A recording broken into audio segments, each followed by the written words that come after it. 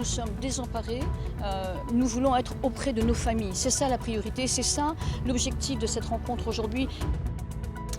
Inquiétude des Calédoniens bloqués au Fénois. Ils se sentent abandonnés. Il serait environ 280 en attente de rentrer chez eux. Une vingtaine de ressortissants ont convié la presse ce dimanche pour faire entendre leur voix.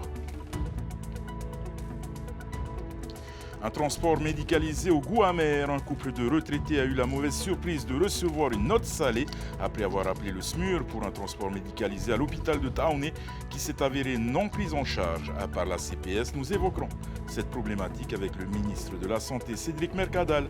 Il est notre invité ce soir. Les îles soulevant leur ambassadeur cette année, c'est Vahiana Vanha de Tumara qui a décroché la couronne de Miss Raromatei et Teua Fong de Huahine remporte l'écharpe de Mr Raromatei 2024. Trail, surf, cyclisme et boxe, c'est le menu de notre traditionnel volet sportif du dimanche. C'est en deuxième partie du journal.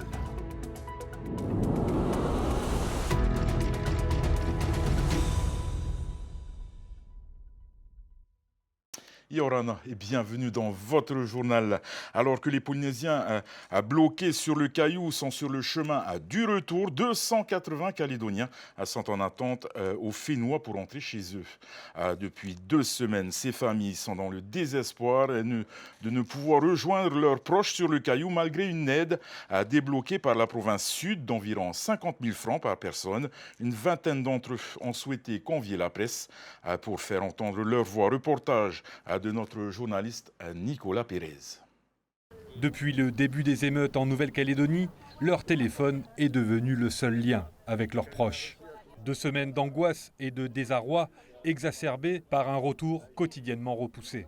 On a instruit tous les dossiers, donc sur le plan administratif, on est vraiment au clair, mais on attend des réponses concrètes. Une situation d'autant plus incompréhensible puisque d'autres ressortissants ont pu quitter le caillou. Nous savons que des ressortissants d'Australie, de Nouvelle-Zélande ont été rapatriés très rapidement en Nouvelle-Calédonie avec les mêmes conditions. Les risques sont les mêmes en arrivant. Ils ont été très bien encadrés par les forces de l'ordre. Nous nous sentons un petit peu démunis. À cela se rajoute une inquiétude sur le plan financier. Le logement, plus la location de voiture, parce que sur Tahiti, on s'est rendu compte qu'il fallait quand même pouvoir se déplacer assez facilement. Pouvoir aller à l'aéroport assez facilement si jamais on nous dit au dernier moment il faut être prêt, il faut venir. Je dirais entre 300 000 francs, 300-400 000 à peu près. Présente pour une compétition de football sur le Fénois, l'équipe de Magenta est aussi dans l'expectative. Logés dans le bâtiment de l'ISPF de Pirée, les joueurs et le staff ont compté les jours au rythme des nouvelles de leur famille. Certains sont pères de famille, donc c'est des moments plus compliqués quand on est à distance. Après, on a l'impression que la situation tente à s'apaiser, même si ça semble encore tendu. On a été rassurés, mais aussi inquiets aussi, parce qu'à tout moment, on peut avoir un coup de fil, quoi, voilà. Et on ne peut pas retourner au pays sans avoir terminé la compétition, quoi. Selon nos informations, un vol militaire avec une limite de place serait programmé pour un retour vers Tontouta lundi. Appeler une ambulance du SMUR lorsque l'on est victime d'une urgence médicale paraît tomber sous le sens. Mais savez-vous que ce service de santé est soumis à des textes qui déterminent sa prise en charge? C'est ce qu'a découvert un couple de retraités à ses dépens. La note salée s'est élevée à 160 000 francs. Reportage de notre journaliste Nicolas Pérez. C'est une facture dont se serait bien passé ce couple de retraités. Michel est suivie pour pathologie cardiaque sévère. Elle est détentrice d'un carnet rouge. En novembre, elle est victime d'un malaise chez elle à Maïna. Elle est évacuée vers l'hôpital. Mais quelques jours après son transport par le SMUR, elle reçoit une facture de 160 000 francs. Jusqu'à maintenant, toutes les interventions que nous avions eues à l'hôpital, aussi bien les transports que les interventions médicales, avaient été prises en charge par notre couverture sociale. Et comme une mauvaise nouvelle ne vient jamais seule, quelques semaines après, le couple reçoit une note d'huissier pour impayé. Résultat, la facture initiale monte à plus de 180 000 francs. J'ai réglé parce que je me suis dit, ça ne peut que s'amplifier. Hein, et j'ai réglé et j'ai essayé quand même de m'informer auprès des services juridiques de l'hôpital ainsi qu'auprès de ma mutuelle. Et pour l'instant, c'est en cours, mais le service juridique de l'hôpital m'a dit c'est comme ça. Il y a 4 cas de figure où les transports sanitaires sont pris en charge par la CPS. C'est-à-dire lors d'une hospitalisation, d'un scanner, d'une lithotripsie. La lithotripsie, ça concerne les calculs rénaux. Et une hémodialyse. Voilà. En dehors de ces 4 périmètres, effectivement, si quelqu'un vient au SMUR sans être hospitalisé, il est susceptible de recevoir une facture s'il est en dehors du périmètre de conventionnement avec la CPS. Une situation qui aurait concerné une vingtaine de personnes en 2023. Suite aux demandes d'information du couple, restées sans réponse claire, le CHPF aurait pris les devants. Suite à diverses réclamations, nous avons été amenés du coup à alerter notre tutelle sur la problématique de prise en charge des transports sanitaires en urgence. Aujourd'hui, Michel et son mari restent dans l'expectative si une telle urgence venait à se reproduire. Non, mais j'appellerai plus d'ambulance. J'appellerai plus d'ambulance. C'est parce que je trouve que c'est... Oui, non, je n'appellerai plus d'ambulance, ça c'est sûr. Une situation qui s'est d'ailleurs produite il y a peu. Victime de fortes douleurs au ventre, Michel va jusqu'à l'hôpital. Mais cette fois-ci, conduite par son mari. Donc j'ai pris la décision de l'amener par mon propre moyen, mon propre véhicule, et évidemment avec les risques et périls que peut avoir un transport d'urgence dans un véhicule banalisé, en quelque sorte. Résultat, Michel est opéré d'urgence. Un chirurgien lui retire la vésicule biliaire. Selon nos informations recueillies auprès du ministère de la Santé, un toilettage des textes serait en cours pour éviter ce type de situation. En attendant, Michel et Pierre espèrent que cette situation ne se reproduira pas pour leur santé physique et financière. Et nous recevons à présent le ministre de la Santé, Cédric Mercadal. Monsieur le ministre, Yorana. Yorana. Alors, vous venez de le voir, la surprise de ces retraités qui ont dû payer leur transport par le SMUR. Est-ce normal de payer l'ambulance pour se rendre à l'hôpital? C'est pas normal, il faut le dire. Mais il y a des textes qui sont existants depuis 1995 qu'il faut toiletter absolument aujourd'hui parce qu'on se retrouve dans des cas de figure qui sont aberrants. Aberrants parce que quand on est malade, on doit être pris en charge et ce n'est pas au regard d'un régime d'affiliation ou au regard d'une condition dans laquelle on est monté dans l'ambulance que l'on doit recevoir une facture ou pas. C'est un droit pour la santé des gens. Il faudra travailler ensemble pour améliorer cela, et c'est ce que mon ministère est en train de faire. D'accord. Il semble y avoir un vide juridique sur ce sujet, en fait. Tout à fait. C'est un vide juridique qui existe depuis 1995, dû aux accords de coordination. Ces gens-là, ils sont sécurité sociale. Quand c'est la DGF, la délégation globale de fonctionnement qui concerne les régimes polynésiens, pas de problème. Sur les sécu, il y a une difficulté. Et c'est pas normal qu'aujourd'hui, on n'ait pas réglé ça, et on le changera. Alors, dites-moi, monsieur le ministre, 26 chefs de service de l'hôpital de Taoné ont menacé de démissionner car il manque de moyens humains et techniques. Ces démissions sont-elles actées? Les avez-vous rencontrées depuis leur annonce? Alors, les démissions, j'entends la difficulté du CHPF depuis très longtemps. Depuis que je suis arrivé au gouvernement, je les ai reçus, j'ai reçu tout le monde. Je reçois très régulièrement la communauté médicale d'établissement, tous les 2 mois. On fait le point sur la situation, on avance ensemble. Au moment du budget, ils m'ont fait part de leurs difficultés. On avait prévu 1 milliard de plus pour eux. On allait jusqu'à 1,7 milliard et je m'étais engagé à leur donner 1,7 milliard. Et ils m'avaient dit autre chose. Ils m'ont dit on n'a pas envie que ça serve à payer les dettes du passé quand on donnera la subvention. Ce que l'on a fait. Pour éviter cette situation, j'ai donné 1,9 milliard de plus 150 millions pour une sauve parce que les urgences en avaient vraiment besoin et ce sera pérennisé. En gros, je suis allé bien au-delà de ce que j'avais promis. Aujourd'hui, je donne quasiment 3,5 milliards qui ont été votés par l'Assemblée lors du collectif de vendredi. Donc on met les moyens nécessaires pour aider nos professionnels. Justement, les avez-vous rencontrés? C'est un moyen pour vous aussi de justement venir en aide et au secours de l'hôpital. Oui, complètement. C'est qu'il faut venir au secours de cet hôpital. Mais cet hôpital, il y a des difficultés qui vont au-delà de ça. il va falloir que l'on pérennise un certain nombre de postes. Parce que amener une subvention, c'est bien, mais quand elle est annuelle, l'année d'après, les CDD tombent, ils se retrouvent dans la même difficulté. Donc on va pérenniser un certain nombre de postes dans le prochain collectif. Et c'est amener des investissements complémentaires. Dans ce collectif, il était prévu pour le fonctionnement. On va avoir un autre collectif qui va être prévu pour l'investissement. Et on va mettre encore 700 millions pour l'investissement dans cet hôpital parce qu'il faut l'aider. Et c'est ce qui est prévu.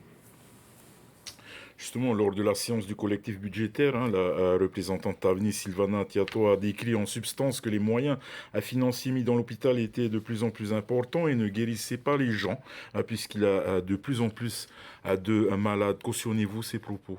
Il y a de plus en plus de malades en Polynésie parce qu'il y a un état de santé de notre population qui est terrible. Un vieillissement de la population d'un côté et une mauvaise alimentation de l'autre, il faut dire les choses.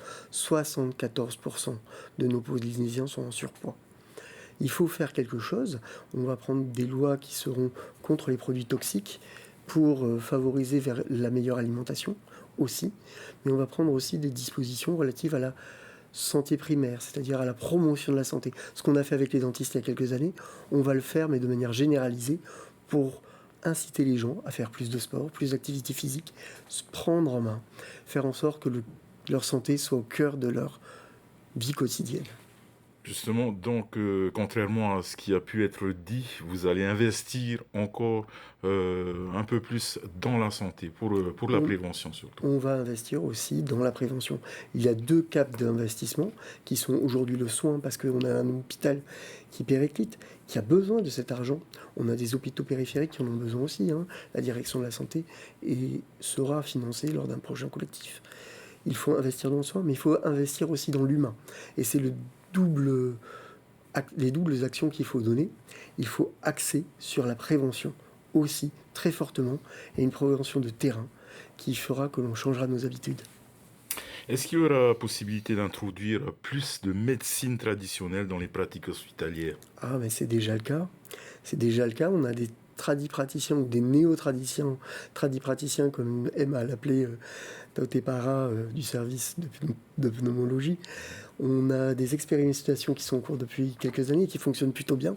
C'est-à-dire que les personnes qui sont tradipraticiens à l'hôpital font aussi attention à la sécurité des gens, au regard de la posologie, de la médecine conventionnelle. Donc associer les deux avec de vrais résultats, parce qu'il y en a, il faut continuer et aller dans ce sens-là. Le seul oncologue de l'hôpital arrive à terme de son contrat au mois d'août. Y a-t-il des candidats pour le remplacer? Il y a un travail très fort sur l'oncologie à l'hôpital, parce qu'il y a une vraie difficulté à avoir des oncologues partout dans le monde. Il faut voir que les Calédoniens, par exemple, ont embauché 2 Italiens qui parlent français pour faire de l'oncologie dans leur hôpital. C'est une vraie difficulté et une denrée rare. On fait tout ce que l'on peut, on a activé tous les réseaux pour avoir les oncologues à l'hôpital, parce que c'est une chose qu'on ne peut pas laisser comme ça. Ce qui rendra le déficit de la CPS plus important. Combien coûte l'évacuation sanitaire en France pour un patient atteint d'un cancer? Tout dépend du type de cancer, tout dépend de plein de choses. Les évacuations sanitaires coûtent cher de tous les cas. Quand on les envoie en métropole, c'est de l'ordre aujourd'hui de la radiothérapie. Je peux te donner un exemple très concret. C'est un appareil de radiothérapie qui n'était pas fonctionnel cette année pendant 6 mois. Ça nous a coûté 300 millions pour renvoyer toute la file active en métropole. Mais c'est surtout la perte de soins. Voilà, c'est une perte de chance. Je préfère que les gens soient soignés chez nous, parce qu'il est important qu'on soit au plus près de nos familles quand on est dans cette situation difficile. Comment allez-vous faire pour régler le problème de la PSG? Le problème de la PSG, dossier, c'est un vrai dossier. Moi, j'ai décidé d'avoir 3 axes cette année. On va revoir les affiliations, parce qu'aujourd'hui, c'est des affiliations qui sont construites depuis 1995 et qui créent des incohérences et des aberrations telles que celles que tu as décrites tout à l'heure relatif au SAMU. Mais il y a celle aussi du USDF qui a coûté 12 millions à l'hôpital et qui est arrivé avec une facture comme ça. C'est les aberrations du système. Donc il faut revoir ce système-là. Dans un deuxième temps, on va travailler sur le contrôle sur 2 axes. D'une part, on va travailler sur le contrôle des actes de l'assurance maladie, parce qu'il faut réformer aussi l'assurance maladie pour soigner bien, soigner mieux, mais soigner ce qu'il faut, et pas avoir dépenses incontrôlées. Et d'autre part, un vrai contrôle de terrain qui va être au niveau des cotisations, des prestations et de l'assurance maladie. Mais on va renforcer les moyens de contrôle parce que c'est les 3 axes nécessaires pour remettre notre système en place. Monsieur le ministre, rapidement, ça fait 1 an que vous êtes donc en charge de la santé. Que retenez-vous de cette première année ? Une vraie année très intéressante, très compliquée, très intense. Mais deux actions fondamentales moi, qui m'ont marqué. C'est d'une part avoir pu faire l'arrêt de travail dématérialisé. Parce que pour moi, c'était important de pouvoir, via un smartphone, quand on est au fond de son lit, pouvoir appuyer sur le bouton et dire j'ai pas besoin de me déplacer, mon employeur est au courant, la CPS aussi, je suis en toute quiétude. Et ça doit changer le quotidien des gens. Et c'est le but de toute loi et toute action politique. Et c'est dans un deuxième sens, c'est la réouverture de l'école d'infirmière. C'est quelque chose, on l'a fait en 7 mois, ça n'a pas été simple, mais on y est arrivé. Et ça va ouvrir dès septembre cette année. Merci beaucoup, Monsieur le ministre, d'avoir répondu à notre invitation. Maruru Mete. Changer le regard sur l'autisme, c'est en substance le message de l'association Entre deux mondes. À ses membres ont convié la population ce matin à Pakpaouf et à une journée de sensibilisation aux troubles du spectre autistique, tout en s'amusant. Il est question aussi de sortir les enfants et les adultes souffrant de ce handicap dit invisible, de peur de leur isolement. Née il y a 8 ans, l'association Entre deux mondes se bat pour l'inclusion scolaire et aussi pour fournir des structures adaptées favorisant l'autonomie et l'insertion des personnes autistes. Et si les parents organisent pour la 5e année cette journée de sensibilisation, c'est que le combat est loin d'être gagné, comme nous le précise sa présidente, Caroline Bravi, au micro d'Esther Parocordet. Parce qu'en fait, il est important que nos enfants soient insérés dans la société et puis faire comprendre là de manière ludique, récréative et fun qu'au final, ce sont des enfants certes différents, mais qui ont avant tout une joie de vivre, comme nous, les parents, on l'a. Et puis voilà, c'est important de les insérer et il y en a de plus en plus en Polynésie, donc il est temps que les choses, elles changent. On a quand même beaucoup plus d'améliorations. Alors c'est petit, c'est lent, etc. et tout, mais on arrive malgré tout à rencontrer des acteurs, des personnes bienveillantes, que ce soit dans l'éducation, dans le médical, etc. et tout. Donc les choses, elles avancent un peu plus lentement que ce qu'on voudrait, mais elles avancent tout de même et on espère que le gouvernement actuel va nous entendre et nous écouter. Et hier soir, sous le chapiteau de la place Toahurinhi, à Autourou, l'élection de Miss et Mister Aromatei a une fois de plus attiré les foules. Plus de 2000 personnes se sont déplacées pour assister au couronnement des plus beaux jeunes gens des îles sous le vent. Cette année, c'est Varianavan de Tumara qui a décroché la couronne de Miss Aromatei, tandis que Teo Afong, originaire de Huayne, a remporté lui l'écharpe de Mister Aromatei 2024. Une soirée éblouissante placée sous le thème de la mode Bling Bling. Les détails de cette élection avec Ronnie Moufat. La 32e édition de cette élection revêt une dimension différente. Des années précédentes, toutes les îles d'Iraromatei sont représentées. Les 15 prétendants au titre ont offert un spectacle éblouissant à faire fondre le public. 3 passages pour les départager en tenue de ville, en maillot de bain et enfin en tenue de soirée. Dans la salle, le public est en émoi à chaque passage. Le choix a été particulièrement difficile pour les membres du jury. Le choix a été vraiment cornélien, vraiment parce qu'on a différentes beautés, des grandes, des petites, des sourires, une élégance propre à la Polynésie. Et on espère que ce que nous avons choisi représentera au mieux l'Iraromatei, la reine de beauté et le Mister d'Iraromatei. Après 2h30 de show intense et près d'1 heure de délibération, le verdict tombe. Le candidat de Huahine, Teo Afong, est sacré Mister Aromatei 2024. Ses dauphins sont Ari Hauteri Tetofa de Tumara et Matehau Naslan de Taha. Je suis trop content aussi, je suis ému aussi en même temps et ça me fait carrément plaisir. C'est un rêve que j'ai réalisé là ce soir et je suis carrément content de moi. Parce que ça a été dur aussi au début. J'ai pensé beaucoup à mes parents aussi parce qu'ils viennent de loin aussi pour me soutenir. Et je remercie aussi ma chaperonne, grâce à elle, je suis là, Mister Aromatei. Chez les filles, Vahiana Van de la commune de Toumara remporte les faveurs du jury. Elle est élue reine de la soirée et couronnée Miss Raromat Ay 2024. Je suis pleine d'émotions, je suis très contente et j'aimerais aussi remercier tout le monde pour ça. Ma chaperonne, la Miss Raromat Ay 2023, Céleste Milliard, by Monouari. La première et deuxième dauphine de la Miss Raromat Ay sont respectivement Lovaina Tawarwa de Maupiti et Poyanir Apoto de Toumara. Le 134e anniversaire de la ville de Papeete restera gravé dans les mémoires. Sa mini-parade a attiré 5000 spectateurs hier soir selon les organisateurs. 1200 festivaliers et 7 chars ont défilé sur le front de mer dans un décor multicolore, comme nous le montre Esther Parocordette. Strass, paillettes, symphonie des couleurs. Pour une mini-parade, Papeete n'a pas lésiné sur les moyens pour célébrer ses 134 ans. Les festivaliers ont illuminé le regard des spectateurs. Déjà c'est super impressionnant, on voit que tous les groupes ils ont bossé, puis il y a plein de lumière, du coup pour les enfants c'est super. Donc je suis vraiment contente d'être venue. C'est une occasion pour sortir en famille et de profiter de chaque danse de chaque quartier. Ils sont 1200 jeunes et autant d'adultes à se déhancher au rythme de la musique de Méhari U. Vedette de la mini-parade, l'artiste a fédéré 7 quartiers populaires autour de sa composition Tatau Tetamano Papeete. Nous sommes les enfants de Papeete. C'est un honneur pour moi de pouvoir également partager notre langue car je l'ai écrit en tahitien. Et c'est un moyen pour moi de ramener les jeunes à notre langue. Et ce n'est qu'un bonheur de voir ces petits-enfants chanter en tahitien. Suspendue depuis 14 ans, la municipalité renoue avec sa traditionnelle mini-parade pour renforcer la cohésion sociale dans ses quartiers. Et la population, aujourd'hui, elle est venue en grand nombre. Et nous pouvons estimer à 5000 personnes environ la participation de la ville de Papeete. Papeete prévoit une grande parade au mois d'août. Les festivaliers issus de toutes les communes de Tahiti devraient ainsi sillonner le front de mer de la capitale.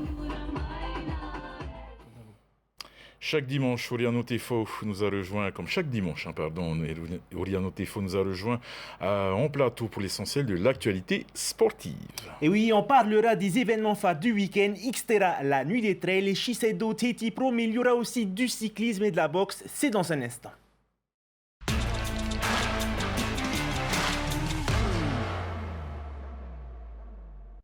Retour sur la Xterra, la nuit des trails qui s'est disputée à partir de vendredi soir à Moria.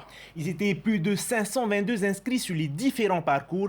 Les plus ambitieux se sont élancés sur la distance la plus longue, 100 km. La première est arrivée le lendemain matin, les temps forts dans ce reportage. Delbi Villa Gongora arrive au bout des 100 km en 13h44 minutes. À l'international, le Péruvien est un habitué des longues distances en pleine nuit, mais sur ce circuit, la course n'a pas été sans mal. À Montréal, c'est vraiment technique, c'est vraiment difficile. Le parcours, il est vraiment exigeant et puis voilà, ça change par rapport à des courses que j'en ai fait à l'extérieur.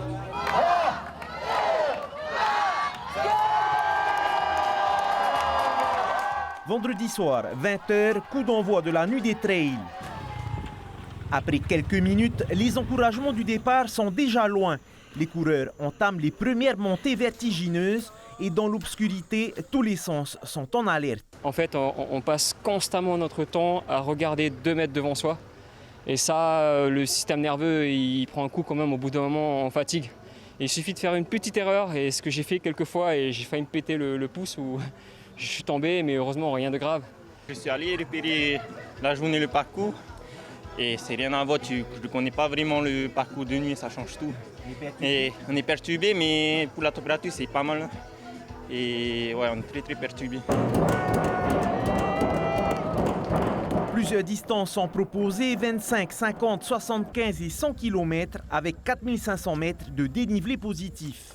Cela demande à franchir une partie donc, du Rotui d'abord pour rejoindre Popo. viser le col de Vayaré, mais on a ouvert une nouvelle piste à Navava qui va nous mettre au pied du Moaputa. La traversée classique, donc Moaputa 3 Pinus. Et ensuite, il filait vers les Bagnans sur la route du Belvédère. Et là, il pouvait décider s'il faisait le 25 ou s'il tentait le 50, le 75 ou le 100. Et la grande surprise, c'est que 50% ont décidé de partir pour le 50, 75, 100. Incroyable. Quand tu as l'esprit de compétition, tu as envie d'aller jusqu'au bout, même si tu as mal. Là, c'est horrible parce que j'ai mal aux pieds, mais il était hors de question que j'arrête avant les 50. 22h43, Cédric Van sort de l'obscurité et arrive le premier aux 25 km. À 16 minutes derrière lui, on retrouve Gabriel Letert et Hounouy Amaru, respectivement 2e et 3e. Ouais, pour moi, c'est une expérience un peu insolite, hein. C'est quand même inédit. J'avais jamais couru, j'avais jamais fait de compète de nuit. C'est pour ça que je ne voulais pas m'aligner sur un 50. En plus, je tiens à dormir un peu tôt. Moi, je viens de Bretagne. Je ne suis pas habitué à avoir autant de dénivelé. Donc, d'habitude, quand je fais des 25 bornes, c'est 400 mètres de dénivelé. Là, c'est 1500, 1000. Ouais. Et depuis le 20e, c'est un enfer. Je m'arrête tous les 2 secondes pour m'étirer. Je ne sais pas comment ils ont fait pour ne pas me rattraper, mais je suis vraiment content d'être arrivé. Un tonnerre d'applaudissements. Thomas Lubin ne laisse aucune chance à ses adversaires dans le parcours du 50 km. Il l'emporte en 5 heures et 20 minutes. Particulièrement difficile de nuit. Les organismes sont habitués à faire dodo assez tôt ici en Polynésie. Et les sentiers sont vraiment très techniques à Moorea. Moi, je les cote à 4,5 sur 5, vraiment. Le soleil s'est déjà levé et le reste des compétiteurs atteignent la ligne d'arrivée. Thomas Bouchard boucle les 75 km le premier en 11h55 minutes. Et le grand vainqueur de la course reine Delbi Villa Gangora arrive sur les coups de 9h44 du matin. Pour les organisateurs, le défi est réussi. Et pour la majorité des participants, cette nuit des trails restera dans les annales. Et après 3 journées sans surf à Tehupo, la Shiseido Tahiti Pro a enfin pu démarrer hier dans la passe de Hawaii. Les conditions étaient au rendez-vous. Sur le spot de la presqu'île, Sylvain Fierro a brillé. Mihimana Braille devra passer par les repêchages pour continuer sa route dans la compétition. Le résumé de cette première journée avec Désiré Teivao. Elle était attendue et elle a répondu présente. Vahine Fierro n'a pas déçu pour son entrée en lice à la Shiseido Tahiti Pro. Une première note de 6,50 pour se lancer. Avant ce tube noté 9,33. We get to really see how deep she is. You can see she's pumping, she's threading this one down the line. That section broke in front of her. She's on the foam ball, riding out in front of it. La surfeuse de Huayni rajoute ensuite un score de 6,80 pour un total de 6,13, suffisant pour lui offrir la première place de la série devant la numéro 1 mondiale Kathleen Simmers et l'Australienne Tyler Wright. Les vagues sont incroyables et il n'y a pas de vent, donc c'est un peu lent, mais quand ça vient, voilà, il y a des beaux scores à faire. Et j'ai pu avoir un 9 et c'était une belle vague. Je ne savais pas si j'allais réussir à sortir ou pas et je suis sortie à le souffle, donc c'est toujours le meilleur feeling quand tu arrives à faire ça en série. Et voilà, et en plus avec Jérémy, les derniers 3 jours, on travaillait tous les jours, même si c'était pas bien les vagues, on allait à l'eau, on travaillait. Et voilà, ce matin, les vagues elles sont enfin arrivées. Et voilà, je suis contente d'avoir gagné ma première série et en quart. Dans le tableau masculin, Mihimana Braille a connu moins de réussite. Sur ce tube, le vainqueur des trials obtient la note de 5,83. Le surfeur de Papeete ajoute la même note de 5,83 en fin de série pour un total de 11,66, ce qui lui offre la 2e place derrière le Brésilien Italo Ferreira. Direction donc la case repêchage pour Mihimana Braille, mais le Tahitien devra patienter au moins jusqu'à mardi avant de retrouver la compétition. De belles conditions sont attendues à Teahupo en milieu de semaine prochaine. Et on enchaîne avec le Grand Prix d'Aroué de cyclisme hier en fin d'après-midi. Et seulement 11 coureurs ont pris le départ de cette course de 50 km en boucle entre les ronds-points d'Urima et d'Erima Ndieb. C'est à 15h que le départ est donné devant le complexe sportif Boris Leontiev. Les 11 engagés s'élancent à l'assaut des 50 km à parcourir, une course intense avec du vent de face. Donc ça va être intense parce qu'il y aura beaucoup de relances et beaucoup d'attaques. Et on voit que le vent s'est levé. Donc pour aller du côté de Papineau, ils auront le vent de face. J'ai vu qu'il y a l'absence du tenant de la coupe, Kahiri Ndeler, qui est actuellement sur ETA, mais il y a d'autres prétendants à la victoire finale. Une Une absence du tenant du titre qui motive les outsiders. L'objectif aujourd'hui, normalement, gagner le Grand Prix. Hein. Il y a beaucoup qui sont pas là, mais on va essayer de faire, on va essayer de bien faire, on va essayer de showtime un peu comme c'est un circuit. Hein. Et puis on verra si ça va tenir jusqu'au bout. Il y a quand même du vent. Hein. Il y a du vent, comme tous les Grands Prix à rouer, le vent dominant. Quoi. C'est bien aussi, comme ça, un moment vent de face, un moment vent de dos. À la fois Toto et merci à tous ceux qui sont venus aujourd'hui. L'objectif déjà c'est de ne pas tomber, de terminer la course. Et avec un peu de chance, peut-être accrocher un podium aujourd'hui. Il n'y a pas tous les costauds aujourd'hui, donc il y a moyen pour nous les outsiders de pouvoir faire quelque chose aujourd'hui. En plus, on est sur une étape avec un circuit, donc ce n'est pas une course qui est évidente parce qu'il y aura beaucoup de relances. À chaque sortie de rond-point, ça va, je pense, attaquer. Et c'est ça qui ne va pas être évident, il va falloir serrer les dents et s'accrocher. Itayhut Ata mène durant les 3 premiers tours avant le retour en force de Manari Laurent qui fait cavalier seul. Le sociétaire d'Aroué conforte son avance d'un peu plus d'un tour. Il est rejoint par un homologue de son club qui le pousse à se surpasser. Manari Laurent remporte le critérium d'Aroué de 25 tours en 1 heure et 25 minutes de course. Lins Nounoué de Pire est deuxième et Toareva Parker de la team Orohena Racing termine troisième. Prochain rendez-vous dimanche pour la 2e journée de course de la team Orohena Racing à la mairie d'Aroué. Et c'est l'un des grands rendez-vous de boxe de la saison. Une nouvelle édition du Challenge Makonena se tiendra les 29, 30 et 31 mai à la salle de Fatawa. Et les poids lourds seront une nouvelle fois à l'honneur. Des boxeurs australiens et calédoniens sont attendus face à nos représentants. Désiré Teivao a participé à l'une des séances d'entraînement du Tefana Boxing Club. On a perdu, c'est pas grave, rester fier dans la défaite. Ça veut dire qu'il faut s'entraîner plus dur et revenir plus fort.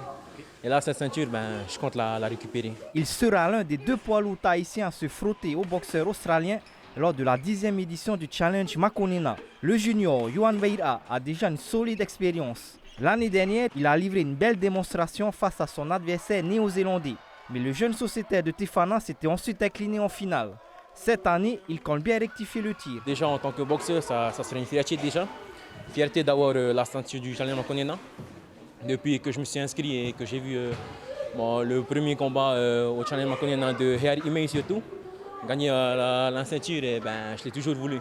Aux côtés de Yuan Veira, Tafeinena prépare aussi d'autres boxeurs pour cette édition du Challenge Makonena. C'est le cas par exemple de Zamora Nena, sa petite sœur, qui après 10 ans d'arrêt s'est remise à la boxe il y a 7 mois. Elle aussi combattra une Australienne. Un peu de stress, mais sinon ça va. Avec l'entraînement que je fais et avec mon coach qui est par derrière moi, ça ne peut que aller. L'objectif c'est de battre l'Australienne. Depuis le mois de janvier, on a mis les bouchées doubles. Les gamins s'entraînent du lundi au dimanche avec natation, sprint, course en côte, travail à la plage. Enfin, on a vraiment mis le paquet au niveau préparation physique. Pour essayer justement de faire en sorte de garder les ceintures du Challenge Makonena ici à Tahiti. D'autres jeunes talents de la boxe profiteront aussi de ce Challenge Makonena pour s'aguerrir. Rendez-vous donc à partir du 29 mai à la salle de Fatawa pour la première soirée de combat. Voilà, nous arrivons au terme de notre édition. Programme ce soir sur votre chaîne à Cœurs Ennemis, un film de James Kent, puis votre émission à Zone Interdite. Demain, c'est Emma Mathieu qui prendra les commandes du journal et en vous souhaitant une excellente soirée, une très très belle semaine sur Tahiti Télévision. Et bien sûr, on se quitte avec les plus belles images de sport de cette fin de semaine. Bonne soirée à tous.